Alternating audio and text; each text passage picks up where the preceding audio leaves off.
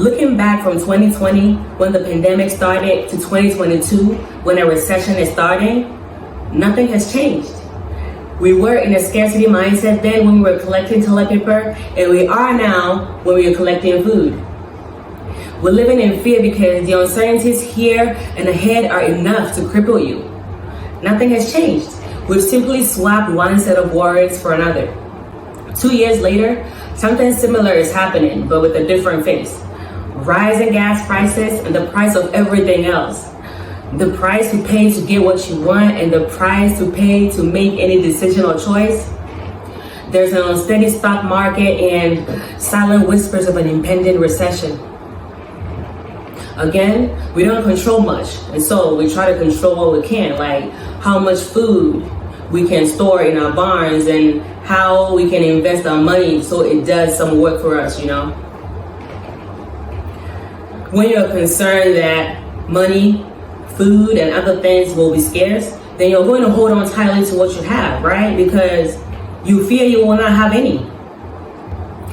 It's a recession, yes. It's very uncomfortable, but we forget that many people live in a recession every day. If you operate from a scarcity mindset, the next couple of years is going to be very difficult for you, just like it is for those who live in a recession every day. Don't live in fear of not having enough. It is a fear of not having enough that will have you putting off long-term plans and making excuses about why it's just so hard you can't start. It's the fear of a recession that will make you afraid of spending your own hard-earned money because you want to save every penny. If fear is your boss during this recession, you're going to be down on yourself. You need to fix or change your mindset to get out of the pit you'll find yourself in if you let fear be your boss. You would need some love. Love is the opposite of fear.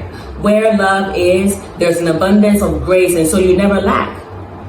Love will send you an abundant mindset that will raise you up out of the deep and set you on high ground.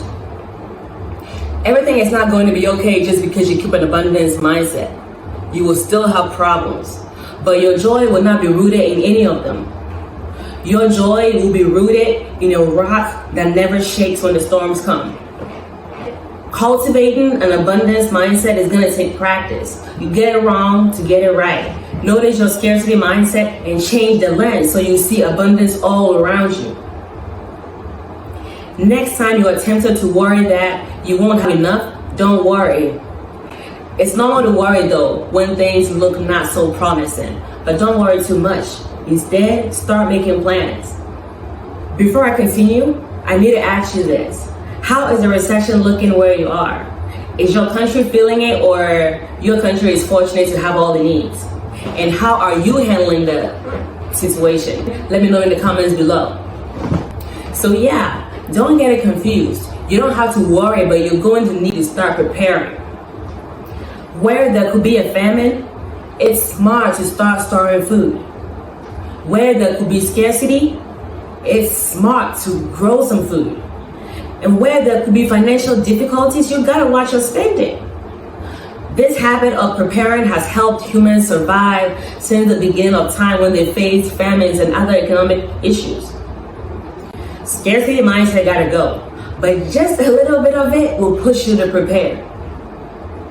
An abundance mindset will help you not suffer, but don't let it make you so irresponsible that you waste food and other things and you just don't care about anything, which only hurts those around you. Let your knowledge of abundance cause you to be strategic in how you reap the benefits of keeping the right mindset. You gotta be strategic, light worker. Do what you need to survive. Get the supplies you need and start preparing for dry and dark days. Get what you need and get it now, because inflation and supply chain shortages will limit how much you can get, making it hard for you to truly enjoy your life. Plan how you're going to use this time to supercharge your dreams while you plan for things to go your way. But also plan for when things don't go your way, because you're not always in control. Then you won't be shaking when the recession roars. And when it roars in your face, don't fear. Don't let fear boss you around. Fear will make you assume that things are going to be scarce, and that may or may not even be true. There's a chance that there will be enough. When fear is running the show, your mindset is corrupted, making you start to operate in a lack mindset, thinking to yourself that you don't have enough and God will not even provide for you because He hasn't even answered any of your prayers. Instead of being still, you move and you make a decision that brings even worse consequences that holds you back from doing what you came here to do. Fear brings a lot of stress, and all that stress can make you reckless. It can make you put all you have in a get-rich scheme that turns out that there was nothing there to invest in and you just got duped.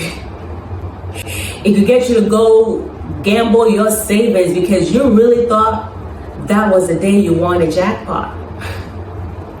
Lottery tickets, cryptocurrency, and bets would all seem appealing.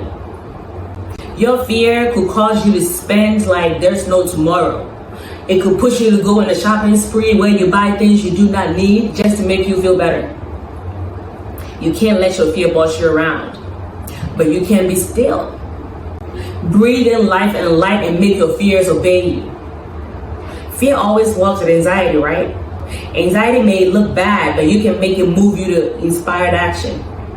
You can let your anxieties keep you updated on the world and what's coming and how best you can prepare. When you prepare, you're not taken by surprise when things are happening. You may even have anticipated them because you're ahead of the game. Your fears and your anxieties will tell you when to start storing up food in the barns and when to fill the jars with water so you lack no good thing. And when you lack nothing, you'll be able to help others and yourself. Put your anxieties to work, but just don't be too anxious. Don't let everything that's happening overwhelm you. Understand that what's happening now is foreknown by the forces that hold the universe together. Don't be so anxious that you're glued to your TV, worried that you will miss important news when you get up and go outside. You won't miss important news. You will only miss bad news. It's dangerous when you're obsessively tracking stock prices, falling for get-rich schemes that are only get-broke-fast schemes, or investing in things that are just outrageous and placing your money everywhere like a crazy person. Don't do any of that, light worker. You have a gift of wisdom and discernment. Use it to prepare. Change the way you look at these things. We're in a new age and there's a new earth being created. It may not look like it, but these crazy times are changing the mindset of many people. People have been lovers of self, lovers of money and food, proud and arrogant, abusive and controlling, disobedient to their elders, ungrateful, heartless, unappeasable, slanderous, without self-control, brutal, not loving anything good, treacherous, reckless, swollen with its conceit, having the appearance of godliness but inwards are vicious wolves looking for something to attack. This recession will reveal the hidden sins of all of us so it can be brought into the light. It will get us to get up and clean our mess. It is causing an awakening that is spreading across the globe faster than wildfire. And without it, people will still sleep. The discomfort of it is shaking people awake out of their slumber. Many will get their plans frustrated by God as He shakes up their lives to the core. The pandemic, the pestilences, the famines, the earthquakes, wildfires, heat waves, climate change, and now this recession is changing the minds of the people so that they can start making better choices that serve the planet and their highest good. Change the way you look at things and don't take part in the hunger or the fear games. As a light worker, you will have what you need. Look at the birds of the sky. They do not sow or reap or store, yet they eat. Look at the lilies of the field. They don't worry if the sun is going to come back or if the rains will come. They know the sun always returns and the heavens give water. You are much more valuable than the bird or the lily, so don't worry about your life or what you will eat or drink. Don't worry about the rising prices of food, gas, or petrol and supplies, and do not fear the shadows that lurk in the darkness. Don't worry about tomorrow. Today has enough troubles of its own. Let tomorrow and this recession worry about itself.